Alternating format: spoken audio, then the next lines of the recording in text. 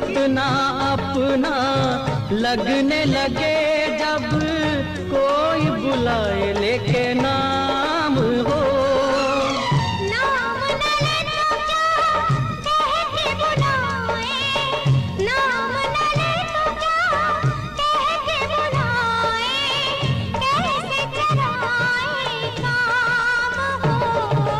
साथी मितवा या अनाड़ी कहो गोरिया, साथी